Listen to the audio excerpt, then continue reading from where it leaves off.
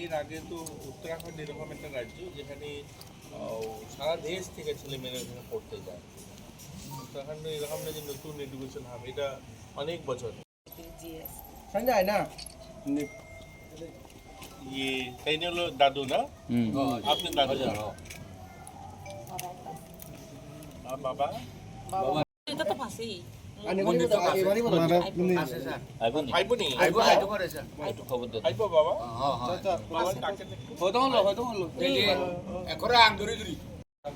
মাবো মাবো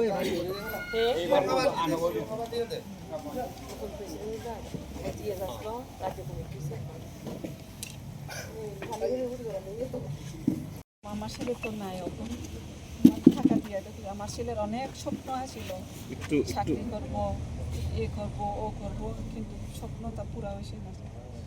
আমি তো তাহলে আমার ছেলের লাইফ বানানোর লেখা ওইখানে পেয়েছি, ওইখানে আমার ছেলের পুরা জিন্দগি শেষ করে দিয়েছে তারা।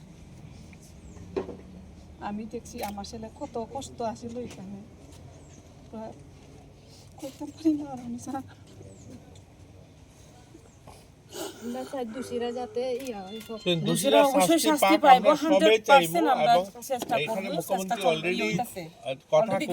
গ্রেপ্তার হয়েছে, আরো যারা যারা আছে সকল মানে সবাই গ্রেপ্তার করা হইব। যতটুকু ম্যাক্সিমাম শাস্তি দেওয়া যায় সেটা নিয়ে ব্যবস্থা যা যা করার লাগে আমরা সেটা করব।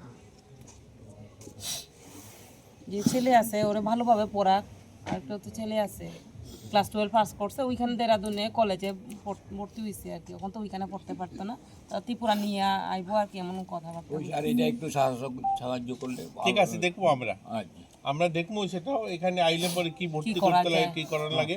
সান্ত্বনা তো আছে আপনাদের কাছে, যোগাযোগ করবেন, যেখানে অসুবিধা আমরাও তো আছি। আমরা ভাষা নেই যে এরকম দুঃখদায়ক একটা ঘটনা, যে ঘটনা আপনাদের মাননীয় মুখ্যমন্ত্রীও দেখেছেন কতটুকু সচেতন এবং কিভাবে তিনি উত্তরাখণ্ডের মুখ্যমন্ত্রীর সঙ্গে কথা বলেছেন, বারবার কথা বলছেন, একবার নয় অনেকবার কথা বলেছেন।